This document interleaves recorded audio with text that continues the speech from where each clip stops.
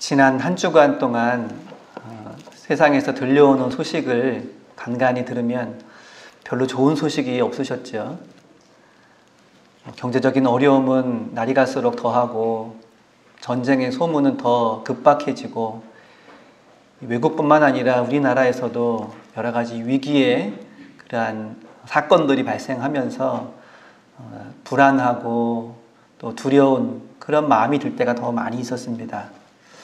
근데 가만히 따지고 보면 옛날에는 평화스러웠고 옛날에는 풍성했는가, 그때로 돌아가 보면 그때도 비슷한 이야기를 했던 것 같습니다. 요즘 들어 위기가 더 커지고 있습니다. 더 국제 정세나 국내 정세가 불안합니다. 등등의 뉴스는 끊임없이 등장하는 것 같습니다. 이렇게 날마다 불안하고 위기가 가득 찬 세상 가운데에서 우리 하나님의 은혜와 또 하나님의 돌보심으로 하루하루를 살아갈 수 있는 것, 그것이 우리 또한 감사의 제목이 될 수 있기를 바랍니다.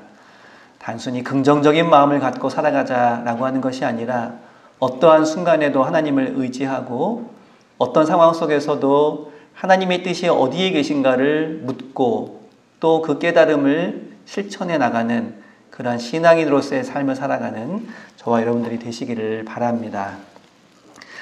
성경에 나오는 그러한 역사 이야기를 읽다 보면 이렇게 실생활에 다가오는 경제적인 어려움, 그리고 전쟁이나 자연재해 등을 하나님의 심판으로 해석하는 경우가 굉장히 많이 있습니다.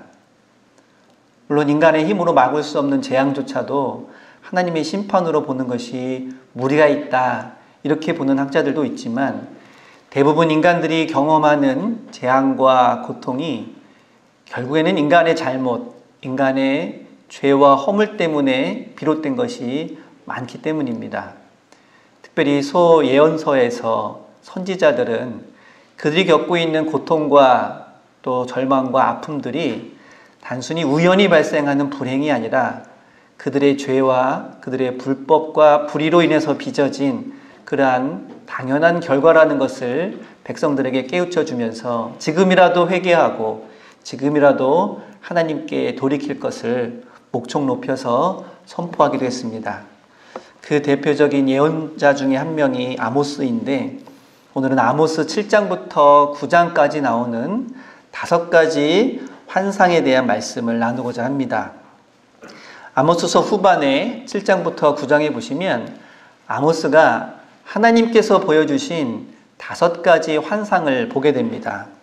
첫 번째는 메뚜기 재앙에 대한 환상, 두 번째는 불의 재앙에 대한 환상, 세 번째는 다림줄에 대한 환상, 네 번째는 여름 과일을 바라보는 환상, 5번째는 성전 문이 붕괴되는 환상입니다. 이 5가지 모두가 북이스라엘을 심판하시고자 하시는 하나님의 뜻을 보여주는 환상이었습니다. 근데 이 5가지 환상은 크게 둘로 나눌 수가 있습니다. 취소된 심판, 그리고 실현될 심판, 이렇게 크게 둘로 나누어 볼 수가 있습니다. 첫 번째, 두 번째 환상은 하나님께서 메뚜기와 불로 이스라엘을 심판하시겠다, 이렇게 말씀하셨는데 그 모습을 본 아모스가 하나님께 간청합니다. 이것을 제발 그쳐주십시오. 우리를 용서해 주십시오. 이렇게 간청을 하니까 하나님께서 그 재앙을 취소하셨습니다. 그래서 이 2가지 심판은 취소된 심판에 대한 환상입니다. 그런데 세 번째, 네 번째, 5번째 환상에서는 아모스가 간청을 하지 않습니다. 도저히 간청할 수 없는 상황이 되었다는 것을 알 수가 있습니다. 그리고 그 심판은 그대로 실현될 것이라는 것을 확증하게 됩니다. 그래서 이 심판을 실현될 심판 환상이다, 이렇게 봅니다. 크게 5가지의 환상을 둘로 나눠 볼 수 있는데 오늘 성경 봉독은 앞에 2 환상에 대한 본문만을 읽었습니다. 사실은 그 뒤에 나오는 환상까지 다 살펴보아야 하는데 오늘은 3번째 환상까지 살펴볼 예정입니다. 이 3번째, 4번째, 5번째 환상에는 아모스의 간청도 없었고 그 심판을 돌이키겠다라는 말도 없었습니다. 오히려 다시는 내가 이들을 용서하지 않겠다 하는 하나님의 단호한 그러한 의지가 담겨져 있었고 그 의지에 대한 이유 그리고 구체적인 본보기에 대한 추가적인 내용이 따라오게 됩니다. 먼저 첫 번째 환상을 살펴볼까요? 메뚜기 재앙에 대한 환상입니다. 이 메뚜기 재앙은 구약 성경에 종종 등장합니다. 출애굽 사건 때에도 애굽에 내려진 재앙 가운데 하나였고 아모스서 앞에 나오는 이 요엘서에서도 메뚜기 재앙 때문에 이스라엘 백성들이 큰 어려움을 당하는 장면이 언급된 바가 있습니다. 이 메뚜기 재앙은 곡식을 모조리 갉아먹는 메뚜기 때문에 경제적인 어려움을 당하는 그러한 모습을 상징적으로 보여주고 있습니다. 경제적인 어려움이라고 하는 것은 예나 지금이나 계속 반복되고 있는 그런 모습 중에 하나입니다. 지금도 세계적인 이런 인플레이션 때문에 각국이 얼마나 큰 고통을 당하고 있는지 모릅니다. 게다가 러시아와 우크라이나 전쟁으로 인해서 유럽에서는 그 에너지 문제 때문에 올 겨울을 어떻게 날 수 있을까 걱정하는 사람이 참 많다고 합니다. 유럽에서 이 에너지 가격이 폭등을 하고 우리나라도 지금 전기값, 가스값 때문에 힘겨워하는 서민들의 모습이 참 많이 있습니다. 어찌 보면 오늘날 우리들도 이 메뚜기 재앙을 당하고 있는 그러한 모습으로 비춰집니다. 근데 이 본문을 보시면 왕에 대한 언급이 나옵니다. 왕이 추수를 하고 늦게 자라는 그 풀포기를, 그 곡식을 메뚜기들이 다 갉아먹을 것이다 하면서 단순한 메뚜기 재앙이 자연 재앙이 아니라 그 당시에 권력자들이 저지른 부패와 불의로 인한 하나님의 심판의 의미라는 것을 말해주고 있습니다. 근데 여기서 주목해야 될 표현이 하나 있는데 1절에 보시면 주께서 메뚜기를 지으셨다 이런 말이 나옵니다. 성경에서 주께서 무엇을 지으셨다라는 말은 하나님의 창조를 언급하고 있는 말입니다. 그리고 대체로 창조주 하나님에 대한 언급은 이스라엘 백성에 대한 구원 그리고 이스라엘 백성들에 대한 은혜를 언급할 때 나오는 그런 말입니다. 천지를 창조하시고 또 인간을 창조하신 하나님께서 보시기에 좋았다 이렇게 말씀하신 것이 창세기의 기록인데 이처럼 창조주 하나님에 대한 언급이 나올 때는 보시기에 좋았던 그 세상 그리고 하나님의 백성들을 계속해서 보시기에 좋게 하시려고 그들이 곤경에 처했을 때 도와주시고 지켜주시는 하나님 이런 맥락에서 창조주 하나님을 언급을 합니다. 그런데 본문에서는 이스라엘을 심판하시기 위해서 메뚜기를 창조하시는 하나님을 언급을 하고 있습니다. 창조의 목적이 구원이나 은혜가 아니라 심판이라는 말입니다. 창조주 하나님께서 은혜 베풀어 주시는 하나님께서 심판을 위해서 메뚜기를 지으신다라고 하는 이 말은 하나님께서 그 은혜를 내려놓으시고 그 보호하심을 내려놓으시고 심판하실 정도로 이스라엘의 죄가 얼마나 큰가 하는 것을 보여주는 그런 말씀입니다. 이 모습을 본 아모스는 하나님께 간청합니다. 용서하여 주옵소서. 야곱이 미약하오니 어떻게 서리이까? 하나님의 감정에 호소하는 그러한 기도를 드리고 있습니다. 여기서 아모스는 일부러 이스라엘이라는 말 대신에 야곱이라는 말을 사용하고 있습니다. 이스라엘이라는 말에는 민족적인 개념이 더 강하지요. 그 이스라엘 백성들이 저지르고 있는 죄악 이것을 가리키는데 이보다는 개인적인 이름을 칭하는 야곱이라는 말을 아모스는 일부러 사용하고 있습니다. 이것이 감정에 호소하기에 더 적합하기 때문이지요. 우리가 누군가에게 뭔가 호소할 때 좀 더 약한 모습, 좀 더 불쌍한 모습을 보이려고 하는 것과 마찬가지입니다. 야곱이 미약하오니 마치 에서를 피해서 광야에서 고난을 당했던 이 야곱처럼 지금 이스라엘 민족이 연약한 상태이기 때문에 그런 일을 저지른 것입니다. 제발 한 번만 봐주십시오 하는 그런 의미로 이렇게 기도하고 있는 것입니다. 이에 하나님께서는 시내산에서 모세의 기도를 들으시고 그 재앙을 돌이키신 것처럼 아모스의 기도를 들으시고 그 뜻을 돌이키셨습니다. 이 일이 이루어지지 않게 해야겠다. 첫 번째 이 메뚜기 재앙에 대한 환상은 아모스의 기도를 통해서 취소가 되었던 것입니다. 하나님께서 재앙을 돌이키셨다는 것, 얼마나 다행스럽고 얼마나 잘된 일인지 모릅니다. 그런데 그게 끝이 아닙니다. 오늘 재앙이 7장부터 9장까지 무려 5개가 등장한다고 그랬지요. 이 환상이 5개가 등장한다고 하는 것은 하나가 끝이 아니라는 것을 말해주고 있습니다. 이제 두 번째 환상으로 바로 이어집니다. 두 번째 환상에서 하나님께서는 불로 바다와 땅을 징벌하시려는 모습을 아모스에게 보여주셨습니다. 이 역시 창세기에서 바다와 육지를 지으시는 하나님의 모습을 떠올리게 합니다. 하나님께서 천지를 창조하실 때 바다와 땅을 지으신 다음에 늘 그러하셨던 것처럼 보시기에 좋았다라고 말씀하셨습니다. 그런데 지금은 불로 그 바다도 그리고 땅도 집어삼키시면서 보시기에 좋은 모습이 아니라 그 바다와 땅을 완전히 황폐하게 하는 모습으로 나타납니다. 하나님께서 선하게 창조하신 바다와 육지를 초토화하는 마치 창조사역에 역행하는 듯한 모습을 보여주는 것입니다. 이 역시 이스라엘 백성들이 하나님의 뜻에 역행하는 모습을 하나님께서 심판하실 것이다 라는 의미를 보여줍니다. 4절에 보시면 여호와께서 명령하여 불로 징벌하게 하시니 라는 말이 나옵니다. 여기서 징벌한다는 말은 재판을 통해서 죄를 부과한다 라는 말입니다.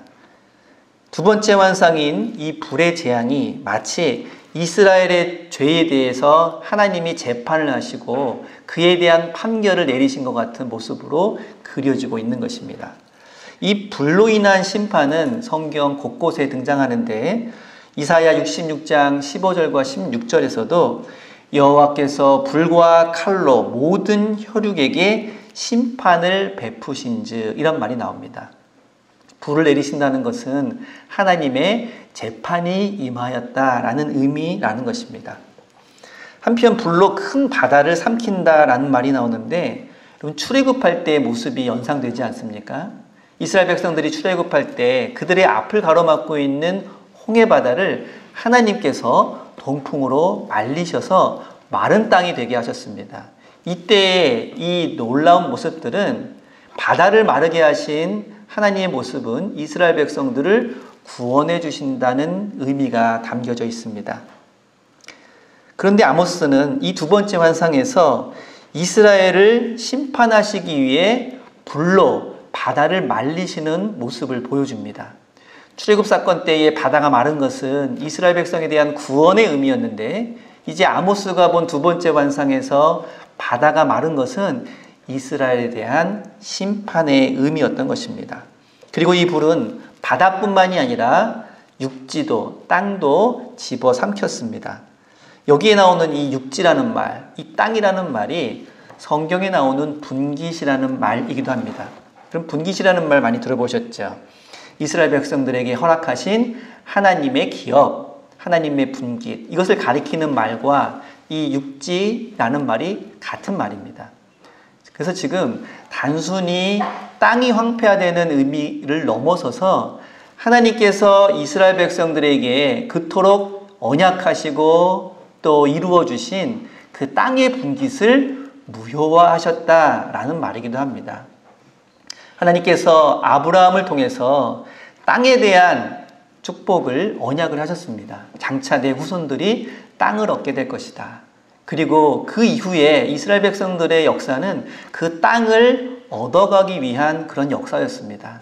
마침내 가나안 땅에 정착을 하고 각 지파들이 이 분깃을 나누어 가지고 하나님이 주신 그 땅에서 대대로 역사를 이루며 살아왔습니다.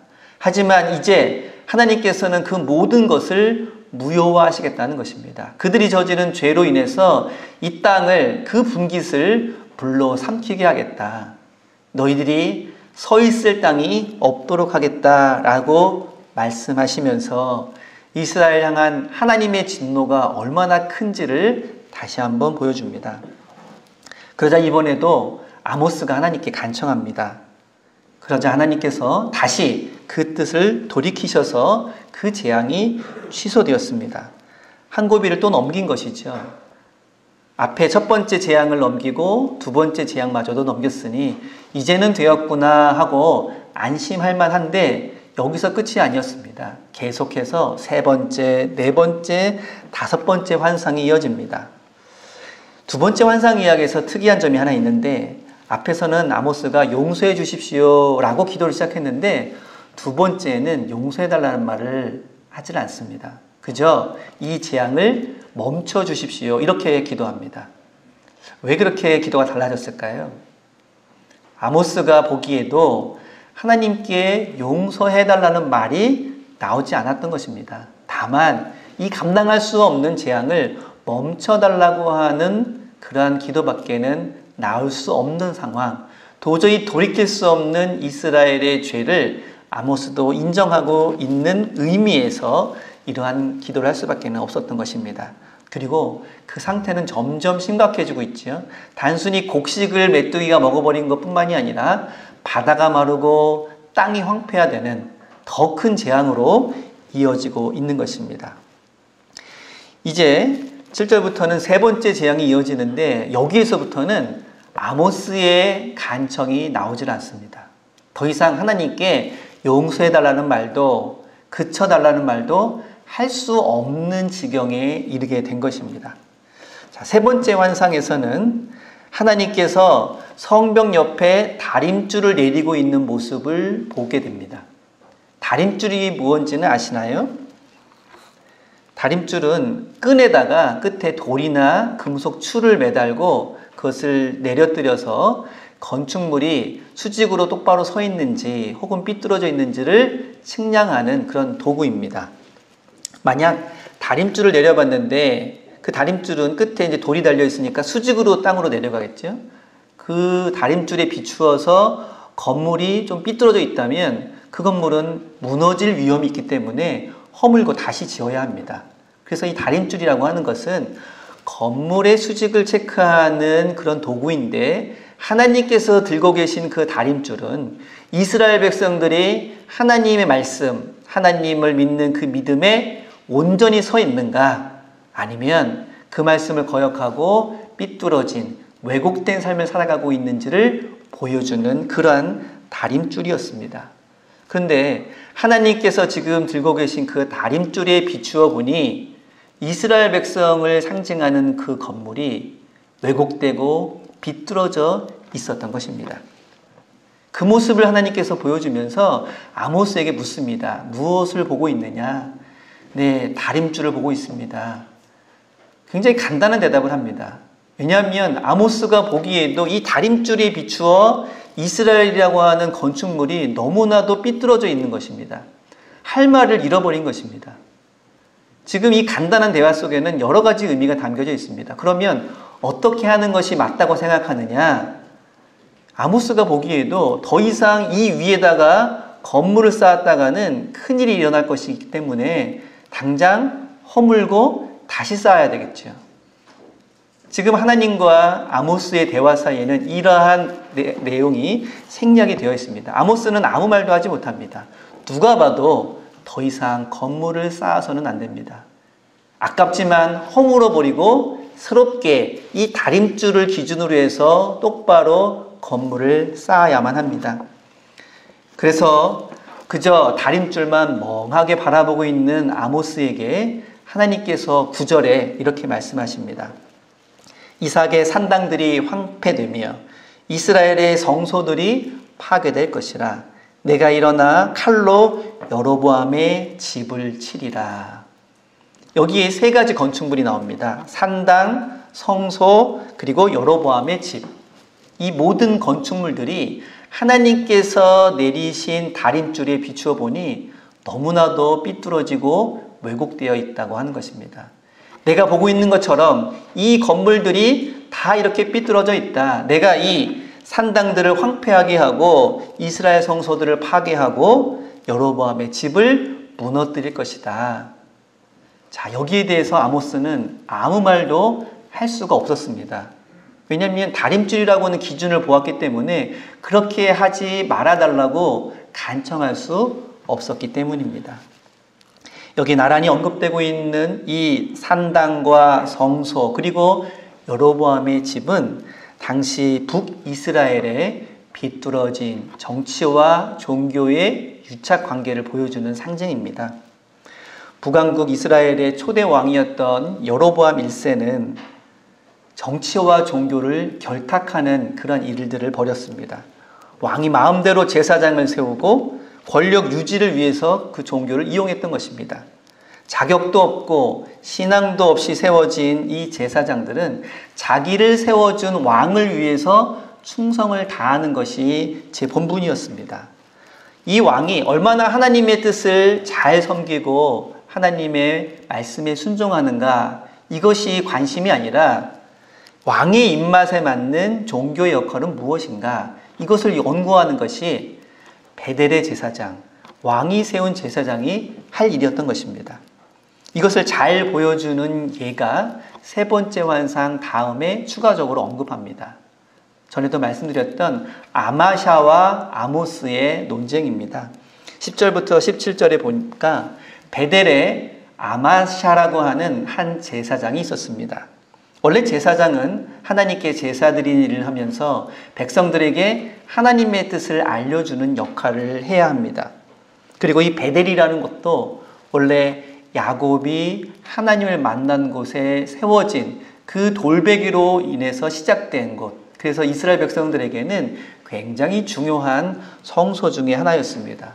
그런데 북이스라엘을 세운 여로보암 1세는 바로 이 베델에다가 우상 숭배의 근거지를 세우고 거기다가 금송아지를 만들고 또 임의로 제사장을 세워서 하나님을 섬기는 처소가 아니라 왕을 섬기는 처소, 왕을 위해서 그 종교를 이용하는 처소로 만들었던 것입니다. 그래서 그 이후에 베델의 제사장들은 하나님께 충성하는 자들이 아니라 왕에게 충성하는 자들이 되었습니다. 그 대표적인 인물이 바로 아마샤입니다. 이 아마샤 입장에서는 그 당시 예언 활동을 하는 아모스가 너무나도 못마땅했습니다. 이 아모스의 예언의 내용이 너희들이 이렇게 죄를 저지르면 하나님께서 심판하셔서 그 왕을 폐하실 것이고 그리고 그 백성들은 이방 땅으로 끌려가게 될 것이다. 이런 말들을 하면서 다녔던 것입니다. 그래서 아마샤는 그러한 모습을 지켜보고 있다가 왕에게 보고를 합니다. 지금 이 아모스가 돌아다니면서 이스라엘의 임금이 칼에 죽고 백성들은 포로로 끌려간다고 말을 하고 다니고 있습니다. 지금 이 아모스가 모반을 꾀하고 있습니다. 라고 보고를 합니다. 이 모반을 꾀한다는 말이 북이스라엘에서는 굉장히 예민하고 그리고 위험한 말입니다. 왜냐하면 북이스라엘은 쿠데타가 끊임없이 벌어지면서 왕조가 바뀌었거든요. 언제 누가 이 모반을 꾀할지 모르는 그런 상황이 계속 진행됐던 겁니다. 그래서 북이스라엘에서는 모반을 꾀한다는 말만 들어도 경기를 일으킬 지경이었습니다. 그런 상황에서 하나님의 말씀을 전하는 아모스에게 국가 질서를 어지럽히고 모반을 꾀한다라는 죄명을 뒤집어 씌우는 것은 아모스를 가장 확실하게 제거할 수 있는 가장 야비한 전술이었던 것입니다. 13절에서 이 아마샤는 아모스에게 이렇게 말합니다. 베델에서 예언하지 말라. 이 베델은 왕의 성소요 나라의 궁궐이라. 원래 베델은 왕의 성소도 아니고 나라의 궁궐도 아닙니다. 오직 하나님께 예배하는 처소였습니다. 그런데 어용 제사장이었던 이 아마샤의 입장에서는 이 베델이라고 하는 성소마저도 왕의 뜻을 이루기 위한 그런 처소로 보였던 것입니다. 이와 같이 종교와 정치가 불이하게 결탁한 모습, 그로 인해서 이 북이스라엘에서는 정의와 공의를 찾아볼 수 없는 모습으로 날이 갈수록 타락해 가고 있었습니다. 이것이 북이스라엘의 모습이었고, 이것이 도저히 용서할 수 없는 그러한 이스라엘 백성들의 죄였던 것입니다. 다림줄을 들고 계신 하나님께서는 이 비뚤어지고 왜곡된 북이스라엘의 모습을 보여주시면서 내가 다림줄을 내 백성 이스라엘 가운데 두고 다시는 용서하지 않겠다라고 말씀하십니다. 그 앞서 두 번의 재앙 환상에서는 아모스의 간청을 듣고 내가 이 뜻을 돌이켜서 이것이 이루어지지 않겠다라고 말씀하셨는데, 세 번째, 네 번째, 다섯 번째 환상에서는 다시는 용서하지 않겠다는 하나님의 말씀만 반복되고 있습니다. 두렵고 떨리는 말씀을 지금 아모스가 듣고 있는 것입니다. 그런데 이런 일들이 과연 아모스가 활동하던 지금으로부터 2800년 전에 있었던 일이기만 할까요? 오늘날에는 이런 교회와 이러한 교계 지도자들이 없을까요? 기독교인들은 세상 돌아가는 것에 대해서 두 가지 입장으로 나눠집니다. 이 세상 일에 대해서 관심을 갖지 말자. 그죠? 교회에서 열심히 기도하고 예배드리는 일에만 최선을 다하자는 입장과, 기독교인들도, 교회 다니는 일도 세상 일에 대해서 관심을 가지고 정치적인 입장을 가져야 된다. 적극적으로 그러한 생각을 해야 된다라는 입장으로 나누어지기도 합니다. 여러분들은 어떻습니까? 기독교인들이 정치에 무관심한 것도 바람직하지 않고, 또 너무나도 적극적으로 참여하면서 자신의 어떤 개인적인 입장을 다른 사람들에게 강요하는 것도 그렇게 바람직한 모습은 아닐 것입니다. 그러나 우리는 신앙에 입각해서 이 세상이 어떻게 돌아가고 있는지를 비판적인 관점으로 바라볼 필요는 있습니다. 과연 의롭게 바르게 흘러가고 있는가? 아니면 비뚤어진 이 건축물처럼 잘못 지어져 가고 있는 것은 아닌가? 이러한 것들을 바라보면서 하나님의 말씀에 비추어, 그리고 신앙에 비추어서 올바른 생각을 가지고 올바른 가르침을 나눌 필요가 있다고 하는 것입니다. 그렇다면 오늘날 이 세상의 모습, 그리고 교회의 모습은 다림줄을 가지고 계신 하나님의 눈앞에서 과연 어떠한 모습으로 지어져 가고 있을까요? 17절에서 아모스는 정권을 등에 업고 기세등등한, 그래서 자신을 비판하는 아마샤를 향해서 이렇게 말합니다. 내 땅은 측량하여 나누어질 것이며 너는 더러운 땅 이방 땅에서 죽을 것이요 이스라엘은 반드시 사로잡혀 그의 땅에서 떠나리라. 그 당시 여로보암 2세 때의 이스라엘은 왕국 이래 최대의 전성기를 맞이하고 있었습니다. 나라 땅도 넓었고 경제적으로 풍요롭고 모든 것이 다 잘 되는 그러한 시대였습니다. 그렇기 때문에 이 아모스의 예언이 전혀 귀에 들어오지 않았던 시대입니다. 그래서 아마샤는 자신 있게 이 아모스를 비판하면서 지금 여로보암 2세 우리 임금께서 얼마나 이 나라를 잘 다스리고 계시냐, 이처럼 풍성하고 이처럼 부유하고 강대했던 적이 있느냐라고 말하면서 아모스를 비판했던 것입니다. 하지만 아모스는 인간이 보는 것과 하나님의 뜻이 다름을 분명히 말해줍니다. 그리고 하나님께서 보여주신 환상에 따라서 장차 이스라엘에 닥칠 그러한 미래를 지금 예언하고 있는 것입니다. 실제로 그 후 40년 동안 이스라엘은 극심한 혼란에 빠지게 됩니다. 쿠데타가 끊이지 않고 정권이 몇 년을 가지 못하고 바뀌는 어려움에 처하게 됩니다. 결국 그러다가 주전 722년 북이스라엘은 아수르 제국에 의해서 멸망당하고 그 백성들은 이방 땅으로 끌려가면서 북이스라엘 왕국은 막을 내리고 맙니다. 아모스의 예언이 미처 50년을 가지 못하고 현실로 이루어진 것입니다.